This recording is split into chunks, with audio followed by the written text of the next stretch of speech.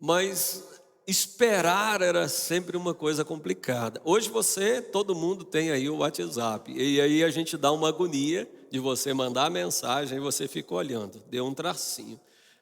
Pronto, chegou, deu 2 tracinhos, mas não é possível, será que ele não vai visualizar? Aí de repente fica azul, você diz, opa, visualizou, mas será que não vai responder? E a pessoa fica agoniada, esperando uma resposta. É difícil esperar no mundo que nós vivemos hoje, e a gente quer o computador, a internet, você diz, está demorando. E eu quero falar um pouco sobre isso, em cima do capítulo 1, sobre esperar com esperança. Diga para quem está do seu lado, esperar com esperança. Vamos orar. Pai, te louvamos pela tua palavra, que o Senhor ministre aos nossos corações, nos levando a entender, a viver e a praticar a tua palavra, para o teu louvor e para a tua glória, Pai. Ilumina a nossa mente e o nosso coração, nos dê sabedoria, Espírito Santo. Precisamos profundamente de ti mais esse dia, em o nome de Jesus. Graças a Deus. Diz assim: escrevi o primeiro livro, ó Teófilo, relatando todas as coisas que Jesus começou a fazer e a ensinar, até o dia em que, depois de haver dado mandamentos por intermédio do Espírito Santo aos apóstolos que escolhera, foi elevado às alturas. A estes também, depois de ter padecido, se apresentou vivo com muitas provas incontestáveis, aparecendo-lhes durante 40 dias, falando-lhe de coisas concernentes ao reino de Deus, e comendo com eles. Determinou que não ausentassem de Jerusalém, mas que esperassem a promessa do Pai, a qual ele disse, de mim ouviste. Porque João, na verdade, batizou com água, mas vós sereis batizados com o Espírito Santo não muito depois desses dias. Então os que estavam reunidos lhe perguntaram: Senhor, será este tempo em que restaures o reino a Israel? Respondeu-lhe Jesus: não vos compete conhecer tempos ou épocas que o Pai reservou pela sua exclusiva autoridade, mas recebereis poder ao descer sobre vós o Espírito Santo, e sereis minhas testemunhas, tanto em Jerusalém, como em toda a Judeia, Samaria e aos confins da terra. Disse estas palavras, foi Jesus elevado às alturas à vista deles. Uma nuvem o encobriu dos seus olhos. E estando eles com os olhos fitos no céu, enquanto Jesus subia, eis que 2 varões vestidos de branco se puseram ao lado deles.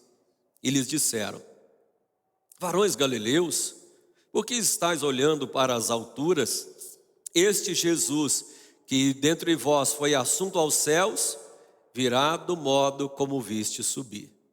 Então voltaram para Jerusalém, do monte chamado Olival, o qual dista daquela cidade, tanto como a jornada de um sábado.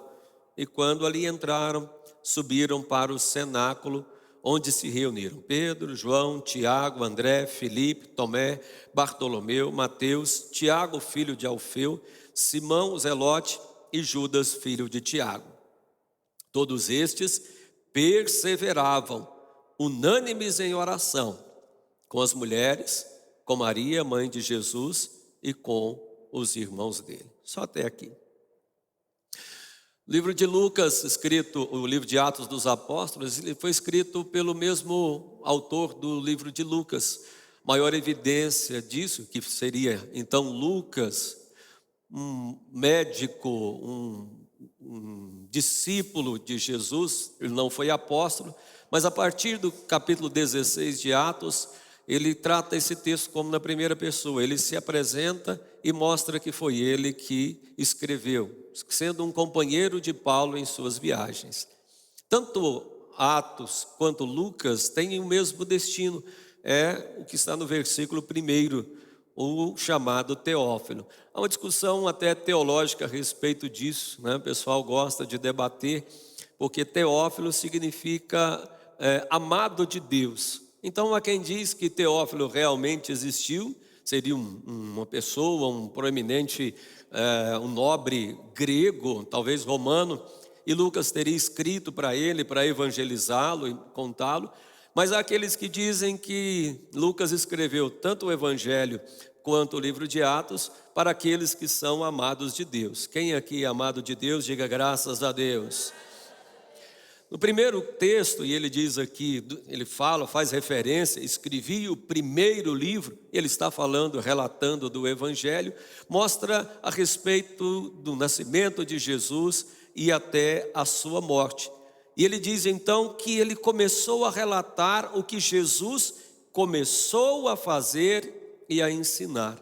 E aqui nós temos um primeiro ponto no livro de Atos dos Apóstolos, porque ele começa, o objetivo aqui é mostrar a continuidade da obra de Jesus. Nos evangelhos nós temos o que Jesus começou, e dois pontos aqui são muito fundamentais para nós: o que Jesus fazia e o que Jesus ensinava. Então era tanto um testemunho quanto também uma instrução. E nós temos aqui um princípio pedagógico muito forte de Jesus ensinando não apenas com suas palavras, mas também com os seus atos. E aquilo que ele fez serve também para nós de exemplo. Jesus não pediu nada para fazermos que não tenha realmente feito, mostrando através disso. Mas a obra de Jesus no Evangelho, ela é apenas o começo. E agora o livro de Atos, e a gente costuma chamar de Atos dos Apóstolos, é o título, embora muitos digam que deveria se chamar Atos do Espírito Santo, porque a pessoa mais proeminente no livro é o Espírito Santo.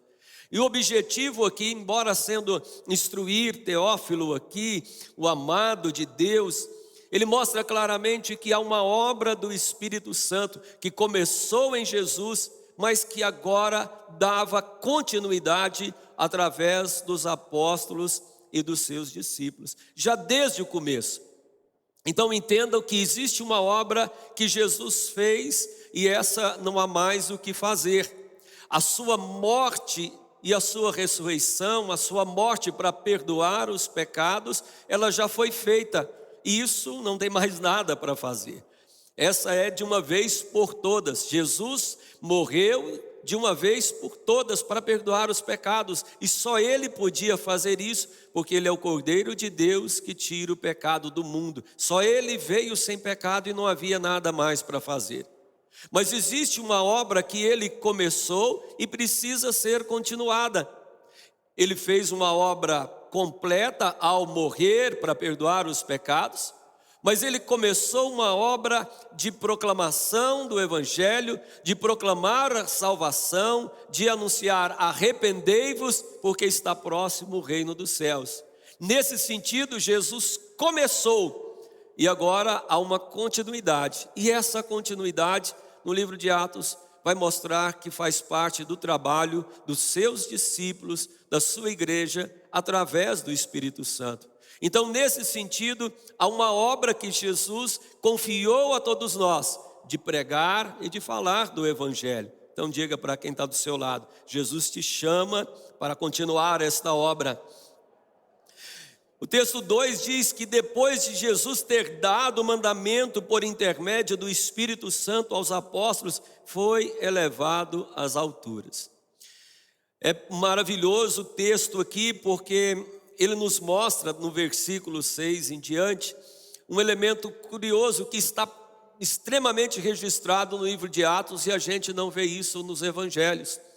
É essa assunção de Jesus, ou seja, é Jesus agora subindo aos céus de maneira definitiva, não é? Eu estava aqui lendo, não é, no versículo 11 e me lembro de uma história que a gente conta que no camarada que diz que Jesus ele foi muito falado quando chegou no céu, porque a Bíblia diz que Jesus foi o assunto do céu, mas na verdade não é que ele foi o assunto, que os anjos ficavam comentando o que Jesus tinha chegado, porque ele foi assunto ao céu. A expressão assunto aqui, no sentido de que ele foi levantado, que ele subiu aos céus. Novamente nós temos aqui a mesma história, mas é curioso porque nos evangelhos você não tem esse relato desta, digamos, subida definitiva de Jesus.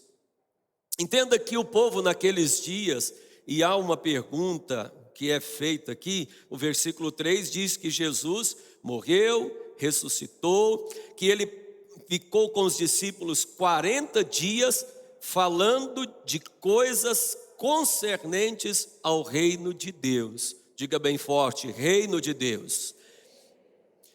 Reino de Deus. Jesus estava falando do reino de Deus. Então entenda aqui um pouco da cronologia. Jesus morreu, ressuscitou ao 3º dia. E ele depois ficou com os discípulos mais 40 dias, perfazendo aí um total 43 dias depois da Páscoa. Era a festa dos judeus chamada Pentecoste. O nome Pentecostes, de Penta, fala a respeito de 50. Né? O Brasil é Penta, 5, de pentacampeão, né? de futebol. Então tem a ver com os 50 dias. Já estava terminando esses 50 dias, ou chegando à festa do Pentecostes. E Jesus falava com os discípulos a respeito do reino de Deus, da esperança. E ele dizia aos discípulos: esperem aqui em Jerusalém, porque vocês precisam esperar a promessa do Pai. Porque João, na verdade, batizou com água, mas vocês serão batizados com o Espírito Santo. Novamente, a pessoa do Espírito Santo. Então Jesus, ele começa a dizer, e ele ensina isso, que eles deveriam esperar, e logo em seguida ele é elevado aos céus. A saída de Jesus, corpórea de Jesus, ele ressuscitado, e ele agora subindo de maneira definitiva, como ele disse em João no capítulo 14, que ele deveria ir para que viesse o Espírito Santo Consolador, só é relatado aqui, embora ele tivesse predito isso em João. Isso aqui é importante porque a gente responde aqui uma pergunta, né? Por que Jesus não continuou vivo entre as pessoas e pregando? Cadê Jesus? Por que Jesus não ficou? Mas o texto nos mostra que essa ausência de Jesus, e nos mostra todo este acontecimento, e nas palavras de Jesus é que a obra deveria ser continuada agora, através da igreja, por meio dos seus discípulos, através do Espírito Santo. Mostrando que Jesus, embora tendo ressuscitado, ele não estaria mais presente pessoalmente, mas a sua presença e a obra que ele começou deveria ser continuada através dos seus discípulos. E que nesse tempo eles deveriam esperar. Deveriam esperar. 40 dias ele fala a respeito do reino de Deus e disse aos discípulos: agora vocês esperem. Quando Jesus ele é elevado aos céus, a presença real, corpórea dele não está mais dentre os discípulos. E os discípulos agora, o que fazer? Jesus disse: esperem. Vocês precisam esperar. Esperar para serem batizados com a minha presença, com o Espírito Santo, com a pessoa da Trindade. E o tempo aqui não nos deixa explicar tudo isso. Mas aqui tem um ponto que é muito importante para nós. Nós devemos sempre lembrar disso, que Jesus ele ressuscitou, e essa é a doutrina básica da igreja, que ele subiu aos céus como pessoa realmente, em carne, com o corpo glorificado, com a forma dele, ele está à direita do Pai, mas que essa obra ela continua, e nós precisamos, como povo de Deus, aguardar. E o que devemos fazer e como devemos esperar? Naquele dia, os discípulos estavam preocupados, porque quando Jesus disse: olha, eu vou subir e vocês esperem aí o Espírito Santo, versículo 6 faz uma pergunta muito curiosa. Os discípulos então perguntam: é nesse tempo que restaura o reino de Israel? Entenda que Jesus passou 40 dias falando do reino de Deus, mas os discípulos estavam perguntando sobre o reino de Israel. Qual era a diferença? O reino de Deus, Jesus estava se referindo a todos aqueles que seriam salvos, a todos os confins da terra.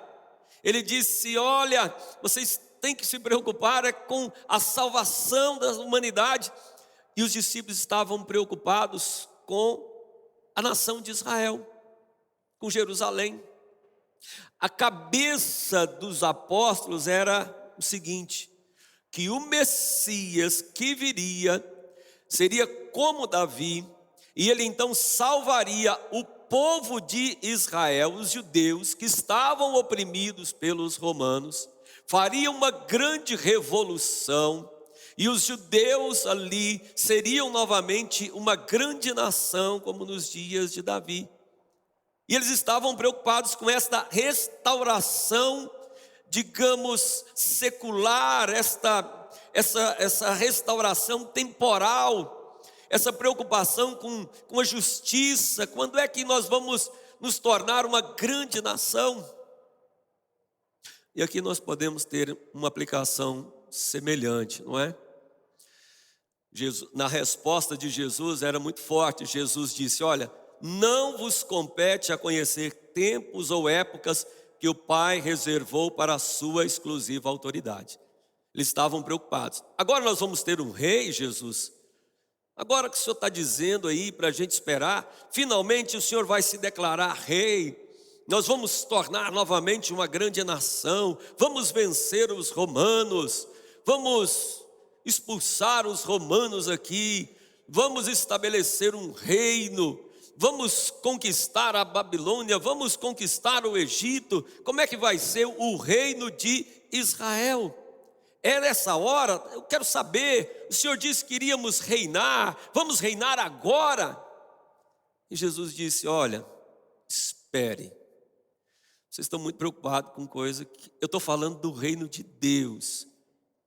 Essa justiça que você está preocupado, essa restauração, isso Deus reservou para ele. Não se preocupe com isso. Não te compete ficar preocupado com isso. Vocês têm esse reino temporal de Israel, esse reestabelecimento, o Pai reservou para ele. O que vocês precisam, diz o versículo 8, recebam poder, recebereis poder ao descer sobre vós o Espírito Santo. Mais uma vez o Espírito Santo sendo falado. Para serem minhas testemunhas, Jerusalém, Judeia, Samaria e até os confins da terra. O entendimento de Jesus para os discípulos era muito forte. Eles preocupados: Senhor, vamos expandir o reino de Israel, vamos tornar uma grande nação, vamos pegar nas armas, vamos crescer o reino de Israel até as fronteiras do Egito, até a fronteira do Eufrates, entre o Nilo e o Eufrates. É isso, vai chegar essa hora. E Jesus disse: olha, vocês estão preocupados com uma coisa errada. Deus é que vai saber, o Pai tem o tempo certo para isso. O que vocês têm que fazer agora é esperar, receber poder, e ao invés de procurar expandir o reino de Israel, vocês precisam ser minhas testemunhas no Jerusalém, Judeia, Samaria e nos confins da terra. Aonde vocês estão querendo chegar com o reino de Israel, vocês precisam ir levando o reino de Deus. Vocês precisam do Espírito Santo. Essa palavra é muito forte porque Jesus começou essa obra e ela continua com a igreja. Nos tempos de hoje, nós precisamos cada vez mais ser cheios do Espírito Santo e continuar sendo testemunha. Por causa dessa obediência, a palavra de Deus chegou aqui em Pires do Rio, chegou até lá na Bahia, os confins da terra, como disse Jesus. Não foi, né? Porque o começo do Brasil foi lá na Bahia, né, pastora Sheila? Né, irmão João? É longe daqui, mas lá começou primeiro, né? Estou entendendo. É aqui que é o confim, que lá é o começo. O senhor tem razão, né? O Brasil foi descoberto lá que começou. Até lá a cruz lá, né? Em Porto Seguro. mas a palavra é necessário que vocês aguardem. Quando Jesus foi levado aos céus, e o texto diz que eles ficaram olhando, Jesus subindo aos céus, aí veio uma nuvem, cobriu, e eles ficaram ali olhando e pensando, e agora, e agora, e agora?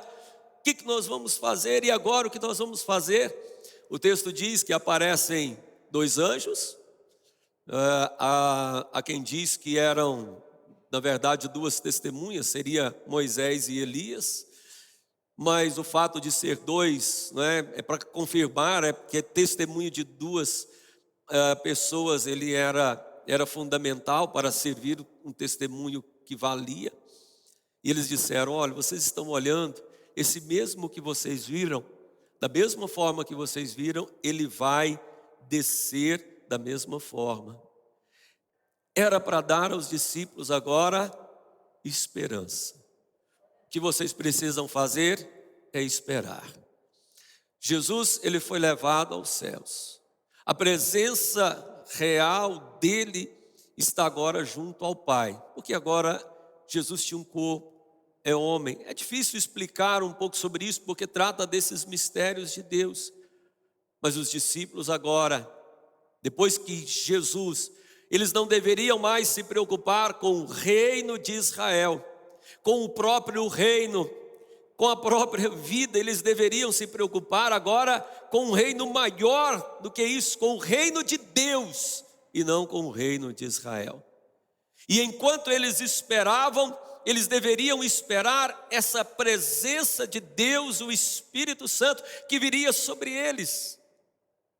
Aqui, para quem nos ouve, há uma controvérsia a respeito disso, Mas nós, como disse a bispa Shirley, que somos pentecostais, do termo aqui usado no dia de Pentecostes, acreditamos no batismo no Espírito Santo, como Jesus disse, sereis batizados com o Espírito Santo. A palavra batismo significa literalmente imersão.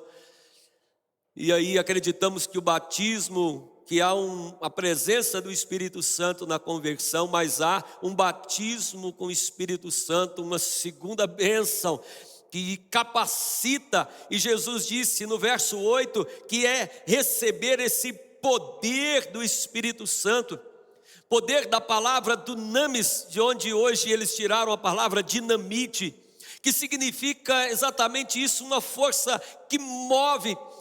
O Espírito Santo sendo uma pessoa, mas também que impulsiona a igreja, impulsiona os discípulos, impulsiona o povo de Deus para continuar a obra que Jesus começou, não a obra de morrer na cruz, mas de proclamar a mensagem da cruz, serem movidos para isso, serem cheios disso e terem esperança disso, a certeza de que Jesus irá voltar. Os discípulos ficaram assim, olhando, e quando disseram, olha, esperem e tenham esperança, sejam cheios do Espírito Santo, a promessa. Eu acho interessante que eles voltaram do monte daquela cidade, e então ali entraram e subiram ao cenáculo, e eles perseveravam, aqui conta os 11 apóstolos, e eles perseveravam unânimes em oração, com as mulheres, Maria, mãe de Jesus, e com os irmãos dele. Então eles tinham que aguardar, eles tinham que continuar a obra que Jesus começou. Eles tinham que preocupar com o reino de Deus mais do que com o reino de Israel. E enquanto esperavam, tinham que manter viva a esperança. E a maneira deles esperarem, no versículo 14, traz uma grande lição para nós. Diz que eles perseveravam. E aqui eu boto esse ponto para vocês. Precisamos perseverar. Eu quero que vocês pensem nos discípulos. Depois de 40 dias, tendo Jesus ressuscitado, Jesus não estava mais junto com eles. Mas ele disse, aguardem, tenham esperança. E disse para eles, perseverem. Às vezes as coisas são difíceis. Nesse intervalo, como eu disse aqui, contando, não é? Jesus morreu na Páscoa, 3 dias, 40 dias, 43. Jesus disse, agora vocês esperem, não muito depois desses dias, 1, 2, 3, 4, 5, talvez 7 dias depois, eles tinham que perseverar. Esse era um tempo de dúvida, de incerteza, de dificuldade, mas tinham que perseverar, tinham que ter esperança, tinham que ter perseverança. Amados, nós estamos passando em tempos assim. Eu quero te chamar a atenção para essa obra. Nós precisamos mais ser cheios do Espírito Santo. Há uma promessa de Deus que o Espírito Santo sobre nós. Somos uma igreja pentecostal que crê no Espírito Santo. Mas sentimos às vezes tempos difíceis. E o pior, um dos piores problemas que nós enfrentamos é o desespero. Porque desespero é falta de esperança. As coisas vão melhorar. Tem pessoa que desespera, que ela larga a mão de tudo, ela diz, eu não quero, não, já não vai dar certo, ela não aguenta esperar, ela quer as coisas na hora, e cadê, e por que eu não estou vendo, e por que não está acontecendo, aonde é que está? E a falta de esperança impede que ela tenha perseverança. É preciso perseverar, é preciso continuar, quando as coisas parecem que acabaram, é preciso crer e confiar na promessa. 2 testemunhas disseram, não era a hora do reino de Israel, mas era a hora do reino de Deus, mas tinham que perseverar, tinham que esperar, tinham que confiar, tinham que ter esperança, vai melhorar, vai crescer, virá perseverança. Muitos amados, nós estamos vendo o bispo Shirley falando aqui, né? As pessoas não estão perseverando juntos, que é a segunda palavra que tem aqui, perseveravam unânimes. Juntos, eram só 120 pessoas, se ajuntavam, congregavam, viam juntos. Enquanto esperavam, eles perseveravam, unânimes, juntos. Sabe que nós temos um problema nós como igreja, que as pessoas não entendem isso, elas deixam de congregar, elas estão ansiosas, elas ficam angustiadas, elas não buscam a Deus de verdade, não perseveram juntas. As pessoas estão deixando de frequentar a igreja como se isso fosse solução. Há uma obra que o Senhor quer que continue e Ele vê os problemas. Agora é um fulano, o Lula que ganhou, então, e fica desesperado, tem esperança. Você está preocupado demais com o reino do Brasil, você tem que ficar preocupado com o reino de Deus. Deus tem o tempo certo para cuidar das horas. Quando é que Deus vai fazer isso? Com meio de tudo isso, onde é que está Deus? Irmão, Deus tem o tempo dele. Eu digo para vocês, não vos compete conhecer tempos e épocas que o Senhor reservou para a sua exclusiva autoridade. Deus está no controle de tudo. A nós cabe perseverarmos, sermos cheios do Espírito Santo, nos mantermos unânimes naquilo que o Senhor nos ordenou. Há uma obra para sermos testemunhas dele, aqui na nossa cidade, no estado, até os confins da terra. É nisso que nós precisamos, é ser cheios do Espírito Santo e perseverarmos nisso, fazendo a nossa obra, pregando a palavra de Deus, orando pelas pessoas. Enquanto o Espírito Santo não viam, enquanto eles estavam aguardando, eles perseveravam juntos. Você que está nos assistindo em casa, está cômodo aí, não é? Você que está assistindo isso agora à tarde, porque diz, vou ficar em casa descansando, né? Porque está gravado, eu assisto depois. E aí você senta, assiste um pouco e volta. Você precisa perseverar na comunhão. Você está muito acomodado, quieto, desesperado, esperando alguma coisa acontecer e você não está perseverando naquilo que Deus te chamou para fazer. Persevere, unânime. Nós estamos convocando as pessoas, voltem para o culto, voltem para a igreja, orem juntas, porque é isso que eles fizeram, perseveravam unânimes em oração. Diga para quem está do seu lado, oração funciona. Juntos em oração, é juntos em oração, é perseverando, orando, clamando, perseverando, orando, clamando, até que venha, até que o Espírito Santo se manifeste, até que o poder de Deus seja derramado, até que o coração seja impulsionado. E enquanto esperamos, temos esperança, temos perseverança. Vai melhorar, vai mudar. Somos testemunhas. O Brasil pode seguir o rumo que for, nós precisamos seguir o rumo do reino de Deus, continuar a obra que Deus nos mandou fazer, que Ele começou. Amados, Atos traz uma mensagem muito linda, porque independente da dificuldade que pode vir ao mundo, o Espírito Santo nos leva. Não tem nada, as portas do inferno não prevalecem contra a igreja. E é nesse foco que deve estar a nossa maior preocupação. É ser cheio do Espírito Santo. É continuar sendo testemunha de Jesus. Que o reino de Deus seja implementado nos corações. Porque os reinos humanos, Deus tem reservado para o seu tempo.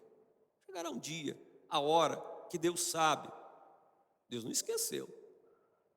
A gente fica ansioso, né? Será que Deus não está vendo? Tem gente que desespera, sai quebrando tudo. Mas não é possível. Tem gente que acha que... Calma. Persevere em Deus. Persevere no reino de Deus. Na verdade, na justiça. Minha oração, queridos, e eu quero chamar vocês para isso. Tem uma obra que Jesus fez, tem uma obra que Jesus começou. Que compete a igreja continuar. Que devemos, em tempos de dificuldade, de ausência, que parece que foi-se embora, Jesus está tão longe. Você já teve impressão assim? Parece que as coisas estão tão difíceis, parece que Jesus não está nem ouvindo a minha oração, parece que Jesus não está aqui. São essas horas que você tem que perseverar. Não é hora de enfraquecer, é perseverar. Vai para a igreja. Unânime, junto com os outros. Conjunto. Temos dificuldades. Cada discípulo aqui, cada apóstolo tinha um nome, cada um tinha uma situação, mas juntos, os irmãos, em oração, clamor, até que venha a promessa, até que o Espírito Santo seja cheio, nos encha, aliás, nos mova no coração. Estamos esperando, às vezes sem esperança. O Senhor fale conosco. Eu te convido a ficar de pé e a orar nesse instante. Convido você a ter esperança agora e a você a orar e a buscar a Deus. Há uma promessa de Deus. Peça para o Senhor: Pai, manifeste sobre mim, manifeste sobre a minha vida. Peça para o Senhor: enche a minha vida, eu quero ser sua testemunha. Põe a mão no seu coração e ore agora. E ore, e clame ao Senhor. E peça a Deus, e suplique ao Senhor nesse instante. Ore a Deus, clame ao Senhor com toda a graça. Espírito Santo de Deus, Teu é o reino, o poder e a glória. Teu é o reino, o poder e a glória. Teu é o reino, o poder e a glória. Queremos, meu Deus, continuar a obra para a qual o Senhor nos chamou. Teu é o reino, o poder e a glória para sempre. Vem, Santo Espírito, vem, Santo Espírito, vem, Santo Espírito. Temos a esperança, meu Deus, de crescer.